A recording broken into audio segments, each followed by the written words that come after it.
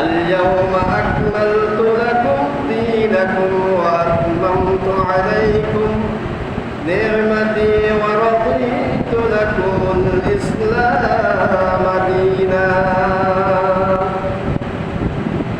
أي الله পাক রব্বুল আলামিনের মহাগ্রন্থ কালামুল্লাহ শরীফের আয়াত হুজুর পাক সাল্লাল্লাহু আলাইহি ওয়াসাল্লাম একইভাবে সমস্ত সাহাবায়ে কেরামদেরকে একত্রিত করে বিদায় হজের ভাষণের মধ্যে কথাই বলিয়েছিল। আমার আল্লাহ পাক রব্বুল আলামিন আমাকে ইসলাম ধর্মকে যেভাবে তোমাদের কাছে পৌঁছানোর জন্য দায়িত্ব দেওয়া হয়েছে, আমি সেভাবে আমার দায়িত্বগুলো ও আমার সাহাবায়ে কেরামরা পালন করেছে কিনা। সাহাবায়ে কেরামরা একসাথে এক বাক্য দুই হাত উঁচু করে আল্লাহ পাক রব্বুল আলামিনের দরবারে তাকায়া বলতেছেন, ইয়া রাসূলুল্লাহ, ইয়া হাবিবাল্লাহ, আপনি অবশ্যই অবশ্যই যেভাবে আল্লাহ পাক রব্বুল আলামিন আপনাকে হুকুম দিয়েছিল সেভাবে আপনি পরিপূর্ণ আপনার হক আদায় করিয়ে দিয়ে দিয়েছেন। সুবহানাল্লাহ। তখন হুজুর পাক সাল্লাল্লাহু আলাইহি ওয়াসাল্লাম বলেন, ইসলাম যে পরিপূর্ণ হয়ে গেছে, ইসলাম কোনো রকম আর কি করা যাবে না, পারা যাবে না। ইসলামের স্তম্ভ যে রকম পাঁচটি, এটাকে কেহ ছয়টি বলতে পারবে না, আবার কোনো রকম কমানোর জন্য কেহ ষাটটিও বলতে পারবে না, ওইরকম সুযোগ দেয়। এখন আমাদের সমাজের মধ্যে এরকম হয়ে গেছে প্রচলিত, বেদাত বেড়ে গেছে অতিরিক্ত। কুল্লু বিদআতিন দালালা ওয়া কুল্লু দালালাতিন ফিন-নার আও কামা ক্বালা আলাইহিস সালাতু ওয়াস সালাম। আল্লাহর নবী হুজুর পাক সাল্লাল্লাহু আলাইহি ওয়াসাল্লাম বলেন, ইসলামকে যে এরকম কি করা যাবে না, বাড়ানো যাবে না, কমানো যাবে না। যদি বাড়াইলে সোয়াবের জন্য, আমি যদি আমার বাবাকে যদি সোয়াবের আশায় যদি বাবা না ডাকিয়ে যদি আঙ্কেল ডাকি বা স্যার ডাকি, আমার আব্বা আমার জন্য কি করবেন, রাগ করবেন। কেননা উনি আমাকে যেহেতু জন্ম দিয়েছেন, আমার জন্মদাতা পিতা হিসেবে আমাকে ছোটবেলা থেকে লালন পালন করেছেন, আদর স্নেহ করেছেন, ওই হিসাবে আমি আমার বাবাকে কি করবো, বাবাই ডাকবো। তাইলে সম্মানের জন্য আর একটা কি বলা যাবে না, অসম্ভব। তাইলে বোঝা গেল ইসলাম পরিপূর্ণ যেহেতু হয়ে গেছে, সেভাবেই পরিপূর্ণই মানতে হবে। তাইলে বোঝা যাচ্ছে এই আয়াতের তাফসীরের মধ্যে এইটা কোনো রকম ইসলামকে সওয়াবের জন্য অতিরিক্ত করাও যাবে না, আবার অতিরিক্ত বাদ দিয়া কমানো যাবে না। যে পরিপূর্ণ আছে পরিপূর্ণই কি করতে হবে, পরিপূর্ণভাবেই পালন করতে হবে। এই জন্য হুজুর পাক সাল্লাল্লাহু আলাইহি ওয়াসাল্লাম বলেন, আল ইয়াউমা আকমালতু লাকুম দীনাকুম ওয়া আতমামতু আলাইকুম নি'মাতি ওয়া রাদিতু লাকুমুল ইসলাম দীনা। এই জন্য হুজুর পাক সাল্লাল্লাহু আলাইহি ওয়াসাল্লাম সমস্ত সাহাবায়ে কেরামদের থেকে দুই হাত উঁচু করিয়ে তারপরে বলতেছেন, ওই আমার সাহাবায়ে কেরামরা, তোমরা বলো, তিনবার দুই হাত উঁচু করিয়ে বলো, আল্লাহ পাক রব্বুল আলামিনের দিকে রুজু হয়ে দুই হাত উঠে এবং আল্লাহকে সাক্ষী করিয়ে বলো, আমাকে যে আল্লাহ পাক রব্বুল আলামিন তোমাদের দ্বারে দ্বারে তোমাদেরকে বারবার যে ইসলামের হুকুম মাহকাম, কালিমের দাওয়াত, নামাজের দাওয়াত, হজের দাওয়াত, যাকাতের দাওয়াত, কোরআন তেলাওয়াতের দাওয়াত, সব কিছু একত্রিত করে যেভাবে পালন করার জন্য আমি আল্লাহ পাক রব্বুল আলামিন আমাকে যেভাবে হুকুম দিয়েছেন, আমি সেইভাবে তোমাদেরকে তিলে তিলে পৌঁছাই দিয়েছি কিনা। সাহাবায়ে কেরামরা আমার বলতেছেন, ইয়া রাসূলুল্লাহ, ইয়া হাবিবাল্লাহ, আপনি অবশ্যই অবশ্যই আপনি পালন করেছেন এবং আপনার সম্পূর্ণ দায়িত্বগুলো পালন করিয়ে দিয়ে দিয়েছেন। সুবহানাল্লাহ। তাইলে হুজুর পাক সাল্লাল্লাহু আলাইহি ওয়াসাল্লাম বেদাত যে দুই প্রকার, বেদাত কত প্রকার? বেদাত দুই প্রকার। বেদাতুদ দুনিয়া, বেদাতুস সাইয়্যা, বেদাতুল হাসানাত। তাহলে একটি হচ্ছে দুনিয়াবি বেদাত, আরেকটি হচ্ছে ধর্মীয় বেদাত। বেদাত দিন, বেদাত দুনিয়া। অর্থাৎ দুনিয়াবি বেদাত কোনটি? দুনিয়াবি বেদাত হচ্ছে আগের যুগের মধ্যে কিন্তু দালানঘর ছিল না, বিল্ডিং ছিল না। বিল্ডিং ছিল তখন কি একেবারে ছিল না, যদিও আজ থেকে 10 বছর 20 বছর 30 বছর আগে কি ছিল, বিল্ডিং ছিল একতলা সেমি পাকা টিনের বেড়া। হুজুর পাক সাল্লাল্লাহু আলাইহি ওয়াসাল্লামের জামানার মধ্যে খেজুর ডাল দিয়া, ছন দিয়া, নাড়া দিয়া, বিভিন্ন গাছের পাতা দিয়ে, ডাল দিয়ে তখন মানুষের বাড়ি ছিল। তাহলে তখনও কি ছিল না, বিল্ডিং ছিল না। তাহলে এখন যে অনেকেই যুক্তি দেয় বেদাত করতে পারবো না কেন, তাহলে এটা হচ্ছে দুনিয়াবি বেদাত। তাহলে আগে বিল্ডিং ছিল, এখন বিল্ডিং হচ্ছে 2 তলা 4 তলা 10 তলা 20 তলা 100 তলা। তাহলে এটা তো বেদাত হয়ে গেল। তো অনেকেই বলে তাইলে আগের যুগে কি ছিল না, বিল্ডিং ছিল, এখন যে বিল্ডিং করছে এটা তো বেদাত করলো। এটা হচ্ছে শয়তানি যুক্তি, এটা দুনিয়াবি বেদাত। এটা কি দুনিয়াবি বেদাত? এগুলা মানুষের প্রয়োজনে মানুষ কি করতে পারবে, করতে পারবে বিল্ডিং।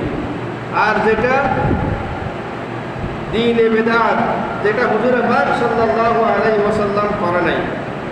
হুজুর পাক সাল্লাল্লাহু আলাইহি ওয়াসাল্লাম নামাজের আগে সালাতু সালাম দেওয়ার জন্য কোন সাহাবায়ে কেরামদেরকে নির্দেশ দেন নাই।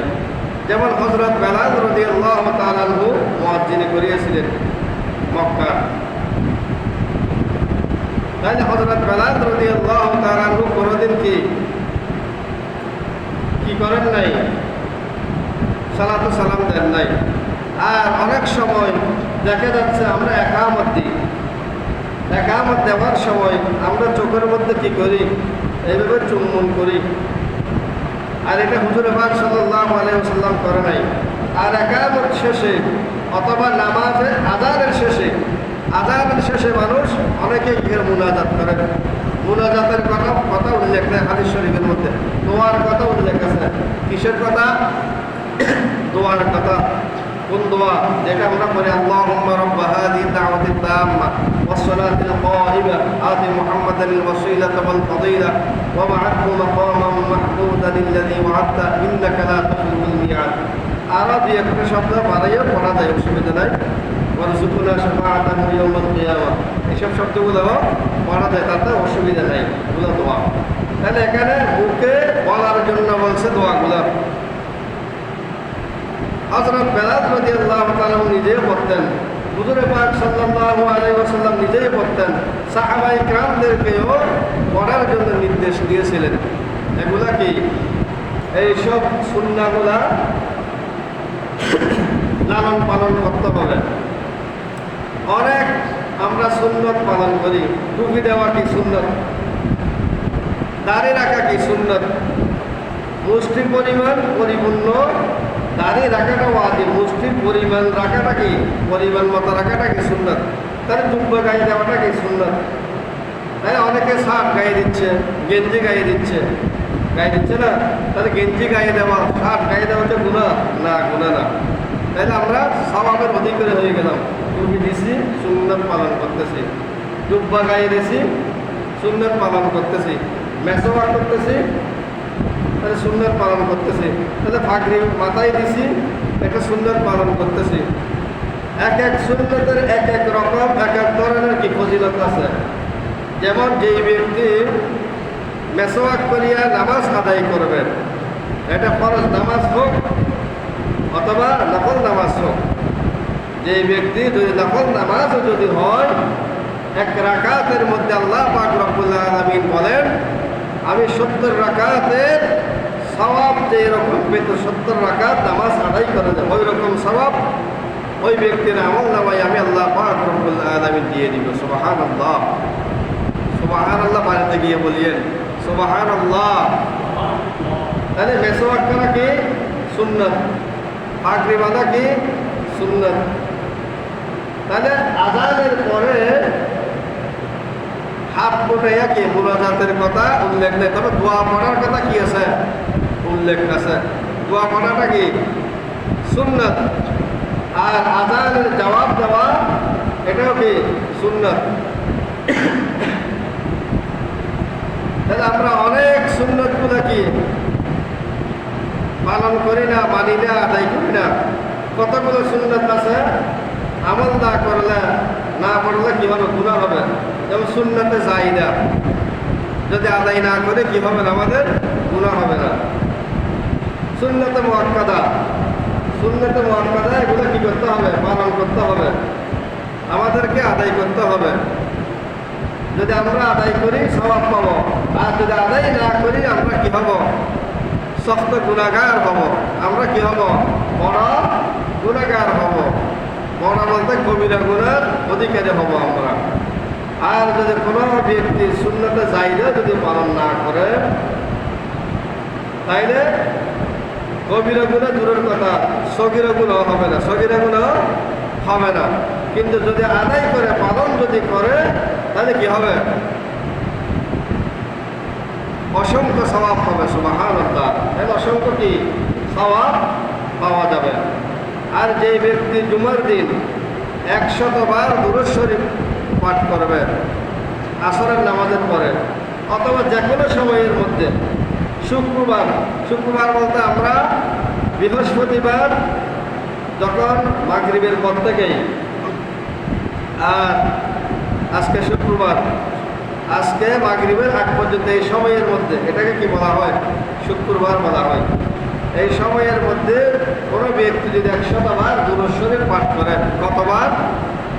100 বার যে কোনো দুরূদ শরীফ, আমরা যেটা নামাজে পড়ি এটা হোক, সাল্লাল্লাহু আলাইহি ওয়াসাল্লাম এটা হোক, অথবা আল্লাহুম্মা সাল্লি আলা মুহাম্মাদিন নবীল উম্মি ওয়া আলিহি ওয়া আসহাবিহি ওয়া বারিক ওয়া সাল্লিম, যে কোনো দুরূদ শরীফ, হাজার হাজার অসংখ্য দুরূদ শরীফ আছে। তার মধ্যে থেকে যে কোনো দুরূদ শরীফ যদি 100 বার কোনো ব্যক্তি যদি কি পাঠ করে, আল্লাহ পাক রব্বুল আলামিন বলেন ওই ব্যক্তির জন্য আমি 100টি গুনাহ মাফ করিয়া এবং 100টি নেকি দেখিয়ে দিয়ে দিব ওই ব্যক্তির আমল নামায়। সুবহানাল্লাহ। তাহলে আমরা এই সমস্ত গুলো কি করব? খুঁজে খুঁজে বের করে ওই সমস্ত সুন্নতগুলো আমরা কি আদায় করার জন্য, মানার জন্য চেষ্টা করব। যে এইসব সুন্নতগুলো নাই, এগুলো আমরা কি বাড়াবাড়ি করি, এগুলো দিয়ে সমালোচনা করি। যদি আমরা কি সমালোচনা করি, ওইসব সুন্নতগুলো দিয়ে যদি বাড়াবাড়ি করে মানুষ, তাহলে সওয়াব তো পাবে দূরের কথা, বরঞ্চ আরও কি হয়ে যাবে? গুনাহ হয়ে যাবে। এই জন্য আমাদেরকে আল্লাহ পাক রব্বুল আলামিন বেশি হুজুর পাক সাল্লাল্লাহু আলাইহি ওয়াসাল্লামের সুন্নাত তরিকায় অনুকরণ করে মানার জন্য তৌফিক এনায়েত করুক। সকলে বলে আমিন। ওয়া আখিরু দাওয়ানা আলহামদুলিল্লাহি রাব্বিল আলামিন। আসসালামু আলাইকুম ওয়া রাহমাতুল্লাহ।